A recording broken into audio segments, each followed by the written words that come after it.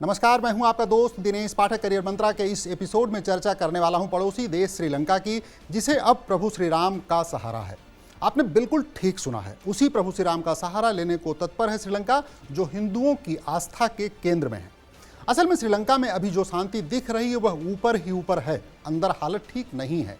खजाना खाली है, अर्थव्यवस्था बुरे दौर से गुजर रही है। पिछले साल जनता ने पूरे सरकार की जो दुर्दशा की थी उसे पूरी दुनिया ने देखा। अब सरकार वैसा कुछ नहीं होने देना चाहती, इसलिए सब कुछ सामान्य दिख रहा है। असली बात यह है कि श्रीलंका सरकार को अभी भी कोई ठोस रास्ता नहीं दिख पाया है, पर अच्छी बात यह है कि श्रीलंका सरकार अपनी ओर से प्रयास में कोई चूक नहीं करना चाहती। शायद इसीलिए उसने प्रभु श्री राम की शरण में भी जाने का फैसला लिया है। श्रीलंका सरकार ने फैसला लिया है कि वो राम और रामायण से जुड़े स्थलों का विकास करेगा और भारत समेत पूरी दुनिया से आने वाले हिंदू पर्यटकों का ध्यान खींचेगा। श्रीलंका धार्मिक पर्यटन को बढ़ावा देने का मन बना चुका है। ऑल इंडिया रेडियो ने श्रीलंका टूरिज्म के अफसर जीवन फर्नांडो के हवाले से कहा है कि श्रीलंका ने रामायण से जुड़े 50 स्थान चिन्हित किए हैं जो हिंदू धार्मिक पर्यटन को मजबूती दे सकते हैं। यहाँ बौद्ध धर्म से जुड़े पर्यटन स्थल पहले से ही। श्रीलंका मानता है कि भारत और दूसरे देशों से आने वाले हिंदू और बौद्ध धर्म वाले तीर्थयात्रियों को वह अपने इन प्रयासों से लुभा सकता है। भारत से बड़ी संख्या में लोग श्रीलंका में रामायण स्थल पर घूमने आते हैं। तमाम विपरीत हालातों के बावजूद साल 2022 में 7,20,000 पर्यटक श्रीलंका पहुंचे, जिसमें से भारत से 1,23,000 थे। यह संख्या सबसे अधिक है। ऐसे में श्रीलंका को लगता है कि श्री राम और रामायण से जुड़े स्थल और भारतीय पर्यटकों को लुभाने में कामयाब होंगे। कोरोना महामारी के दौरान श्रीलंका की अर्थव्यवस्था पूरी तरह चरमरा गई थी। देश दिवालिया घोषित हो गया था। श्रीलंका इससे पहले भी लंबे समय से आर्थिक तंगी से जूझ रहा था, लेकिन कोरोना ने इसे पूरी तरह तोड़ दिया। इसकी वजह यह थी कि श्रीलंका की अर्थव्यवस्था पर्यटन और खेती पर ज़्यादा निर्भर है, लेकिन कोविड-19 की वजह से इन दोनों कामों पर काफ़ी बुरा असर पड़ा। क्योंकि श्रीलंका के पास निर्यात का स्कोप बिल्कुल नहीं है और वह अपनी बेसिक ज़रूरतें भी आयात से ही पूरी करता है, इसलिए उसे हर हाल में डॉलर चाहिए। और जब उसका अपना खजाना खाली है तो मुश्किलें बनी रहने की आशंका है।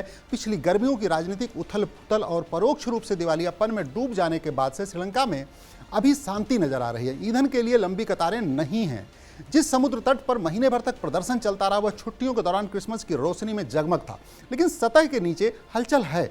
इस द्वीपीय देश की अर्थव्यवस्था अब भी वेंटिलेटर पर चल रही है और सरकार को अभी तबाह कर देने वाले कर्ज से उबरने का सुरक्षित रास्ता नहीं मिल रहा। श्रीलंका के लोग इस दुखद सच के आदी हो चुके हैं।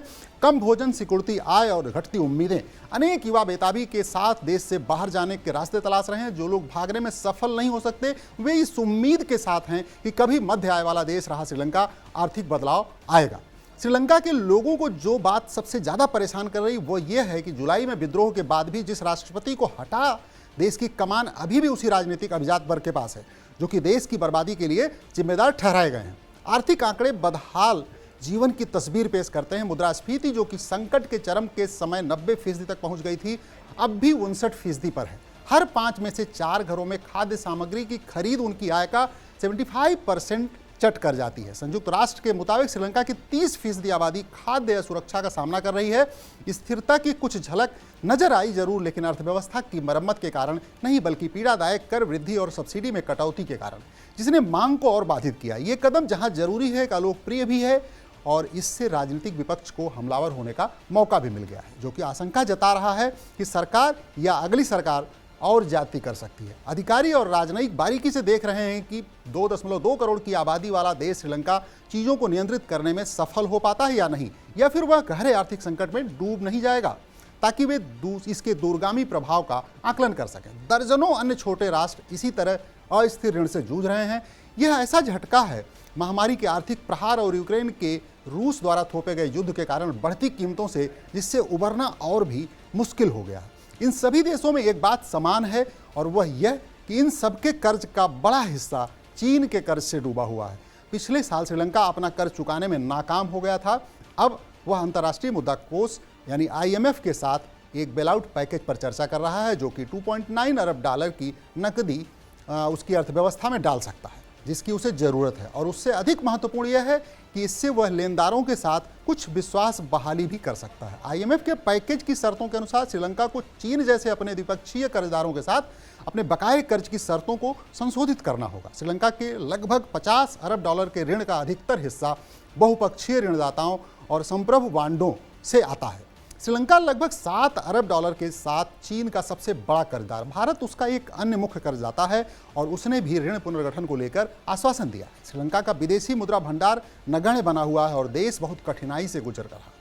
जब तक विदेशी मुद्रा भंडार में सुधार नहीं होता, मुश्किलें कम नहीं होने वाली हैं। उम्मीद करता हूं कि एपिसोड आपको पसंद आया होगा। फिर मिलेंगे किसी नए विषय के साथ किसी और दिन। नमस्कार।